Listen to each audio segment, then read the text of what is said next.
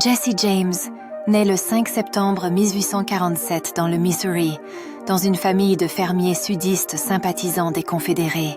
Dès son jeune âge, il est marqué par la guerre de sécession, durant laquelle il rejoint comme adolescent un groupe de guérilleros sudistes appelé Bushwhackers.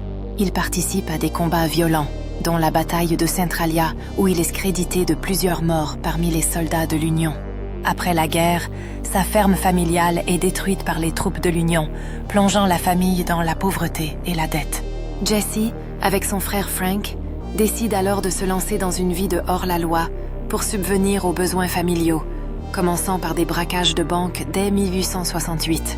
En 1869, le gang James effectue un braquage sanguinaire à Gallatin, tuant un banquier, ce qui marque le début de leur notoriété et la chasse à l'homme qui s'engage contre eux.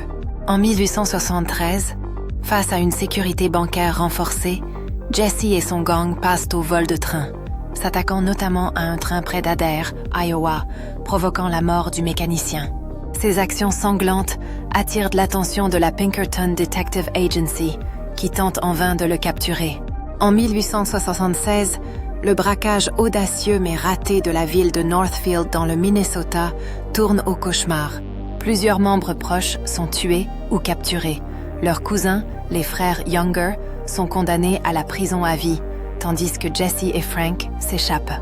En 1864, Jesse épouse sa cousine Zerelda Mims, avec qui il a 2 enfants, consolidant un semblant de vie familiale malgré ses activités criminelles. Jesse James devient un symbole controversé. Pour certains, un Robin des Bois et défenseur du Sud humilié. Pour d'autres, un criminel violent et sans pitié. Il écrit même à des journaux pour tenter de justifier certains actes. Le 3 avril 1882, alors qu'il a 34 ans, Jesse James est assassiné par Robert Ford, un membre de son propre gang qui espérait toucher la prime mise sur sa tête en tirant sur lui dans le dos. Il se trouve dans sa maison de Saint-Joseph, Missouri, où cette vie pleine de violence, de trahison, de légende a transformé Jesse James en une figure mythique du Far West américain. Son histoire inspire de nombreux livres et films qui perpétuent son image mêlée d'ombre et de lumière.